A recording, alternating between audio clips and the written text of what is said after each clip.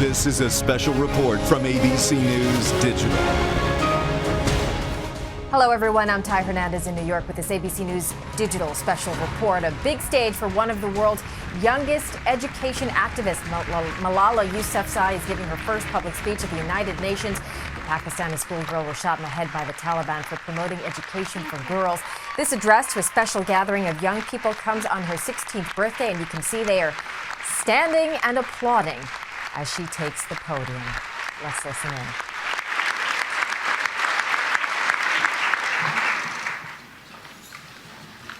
Thank you. Bismillahir-Rahmanir-Rahim. In the name of God, the most beneficent, the most merciful.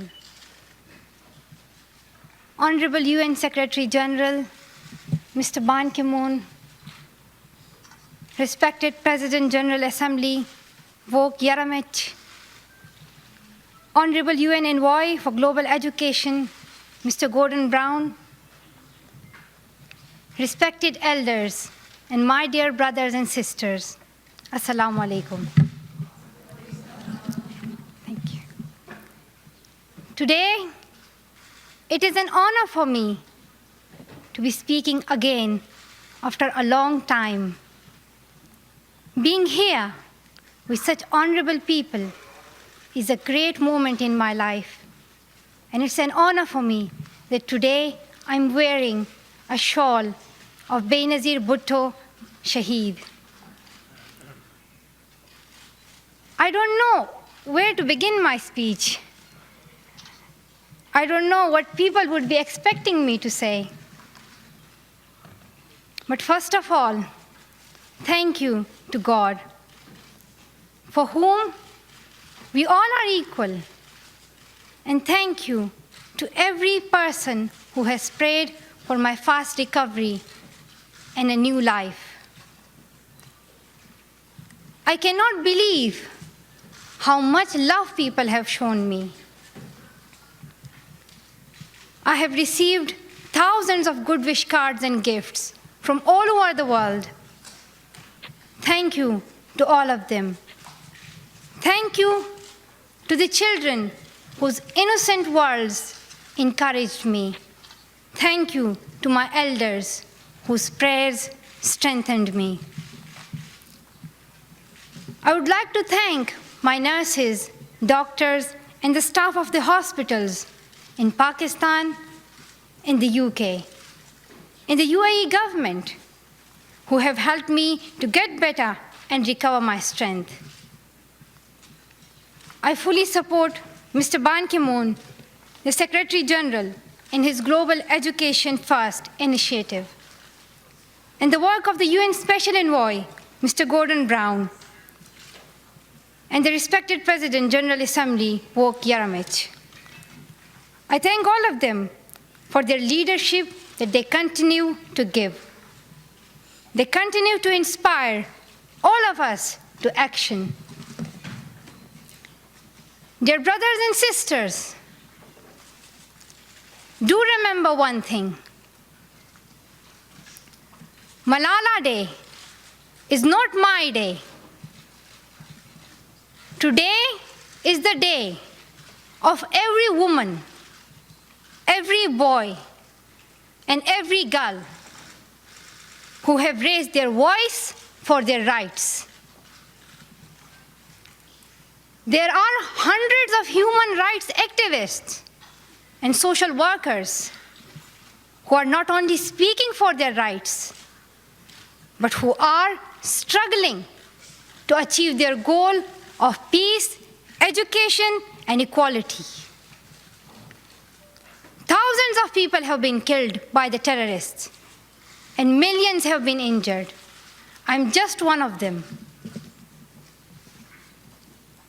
So here I stand. One girl among many. I speak not for myself, but for those without voice can be heard. Those who have fought for their rights. their right to live in peace, their right to be treated with dignity, their right to equality of opportunity, their right to be educated. Dear friends, on the 9th of October 2012, the Taliban shot me on the left side of my forehead. They shot my friends too. They thought that the bullet would silence us, but they failed. And out of that silence came thousands of voices. The terrorists thought that they would change my aims and stop my ambitions. But nothing changed in my life except this. Weakness, fear, and hopelessness died. Strength, power, and courage was born.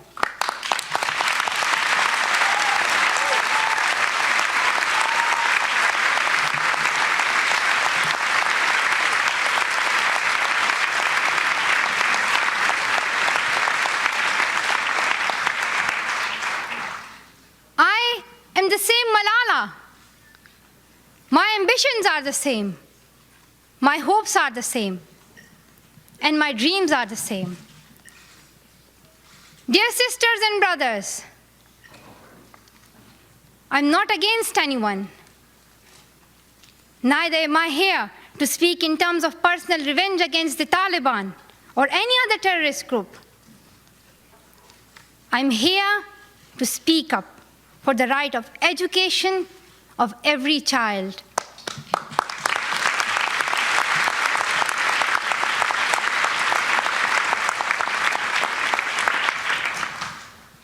I want education for the sons and daughters of the Taliban and all the terrorists and extremists. I do not even hate the Talib who shot me. Even if there is a gun in my hand and he stands in front of me, I would not shoot him. This is the compassion that I have learned from Muhammad, the Prophet of Mercy, and Jesus Christ and Lord Buddha. This is the legacy of change that I have inherited from Martin Luther King, Nelson Mandela, and Muhammad Ali Jinnah. This is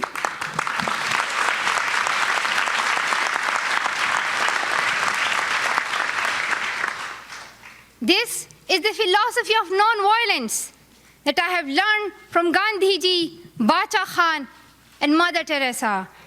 And this is the forgiveness that I have learned from my father and from my mother. And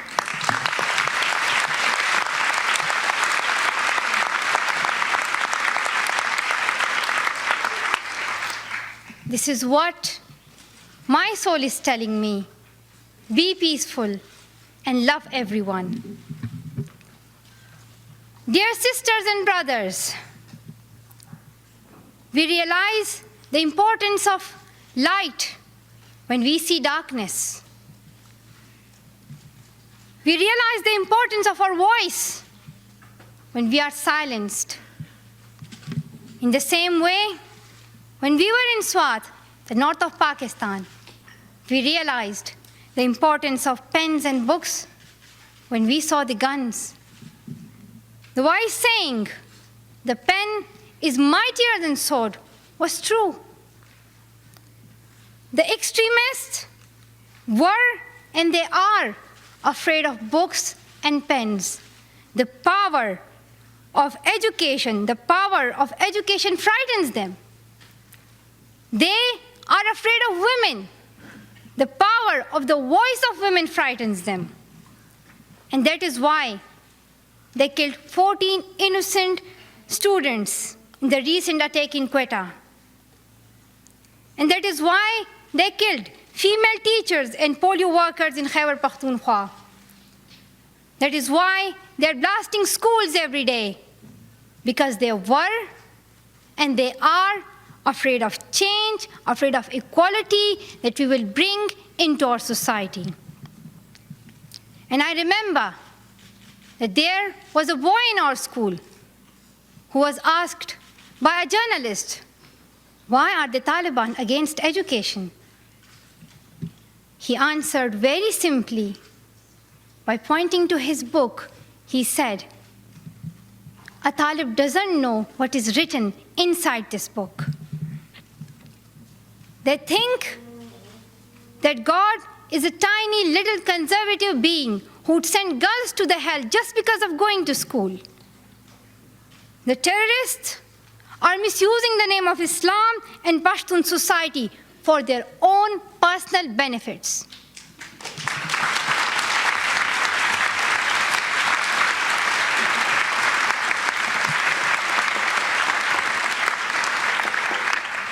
Pakistan is a peace-loving democratic country. Pashtuns want education for their daughters and sons. And Islam is a religion of peace, humanity, and brotherhood. Islam says it's not only each child's right to get education, rather it's their duty and responsibility. Honorable Secretary General, peace is necessary for education. In many parts of the world, especially Pakistan and Afghanistan, terrorism, wars, and conflicts stop children to go to their schools. We are really tired of these wars. Women and children are suffering in many ways in many parts of the world. In India, innocent and poor children are victims of child labor. Many schools have been destroyed in Nigeria. People in Afghanistan have been affected by the hurdles of extremism for decades. Young girls have to do domestic child labor and are forced to get married at early age. Poverty, ignorance, injustice, racism, and the deprivation of basic rights are the main problem faced by both men and women. Dear fellows, today I'm focusing on women's rights and girls' education because they're suffering the most. There was a time when women social activists asked men to stand up for their rights, but this time we will do it by ourselves.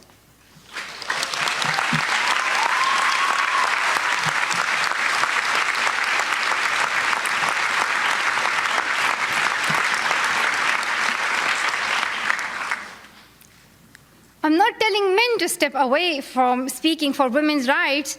Rather, I'm focusing on women to be independent, to fight for themselves.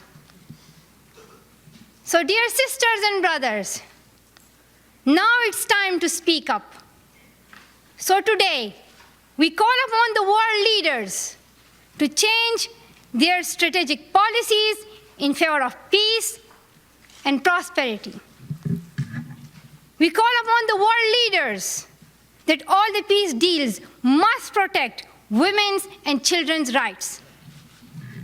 A deal that goes against the rights of women is unacceptable.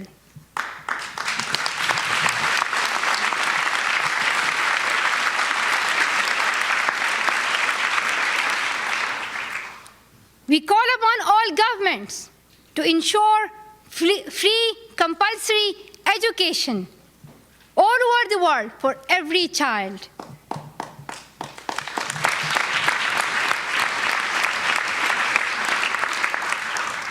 We call upon all the governments to fight against terrorism and violence, to protect children from brutality and harm. We call upon the developed nations to support the expansion of educational opportunities for girls in the developing world. We call upon all the communities to be tolerant, to reject prejudice based on caste, creed, sect, color, religion, or gender, to ensure freedom and equality for women so that they can flourish. We cannot all succeed when half of us are held back. We call upon our sisters around the world to be brave, to embrace the strength within themselves and realize their full potential. Dear brothers and sisters, we want schools and education for every child's bright future. We will continue our journey to our destination of peace and education. No one can stop us. We will speak up for our rights, and we will bring change through our voice. We believe in the power and the strength of our words. Our words can change the whole world because we are all together, united for the cause of education. And if we want to achieve our goal, then let us empower ourselves with the weapon of knowledge. And let us shield ourselves with unity and togetherness. Dear brothers and sisters, we must not forget that millions of people are suffering from poverty, injustice, and ignorance. We must not forget that millions of children are out of their schools. We must not forget that our sisters and brothers are waiting for a bright, peaceful future. So let us wage a global struggle against illiteracy, poverty, and terrorism. Let us pick up our books and our pens. They are our most powerful weapons. One child, one teacher, one book, and one pen can change the world. Education is the only solution. Education first. Thank you.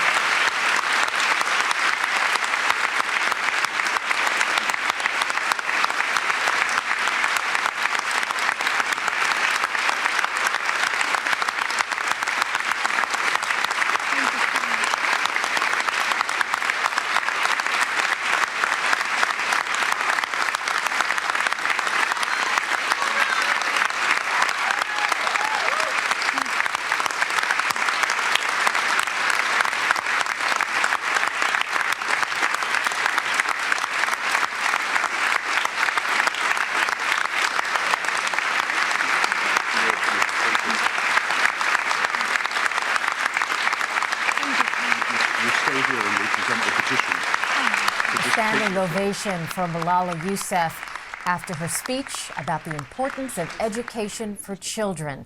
That passionate speech was delivered before a special assembly of 500 students at the United Nations. Malala had strong words for the Taliban, which shot her for her stance on educating women, but she also said that she forgives them. Her message, the pen, is mightier than the sword. The United Nations has 57 million children unable to get any education, most of them girls, and she expects to hand the Secretary General a petition of 3 million signatures demanding education for all of the world's children. You can keep watching this event as well as a complete recap on abcnews.com. And coming in October, ABC's Diane Sawyer will have an exclusive interview with Malala, coinciding with the release of her book. For now, I'm Ty Hernandez in New York. And I want to thank all the organizations that have helped make that possible. This has been a special report from ABC News Digital.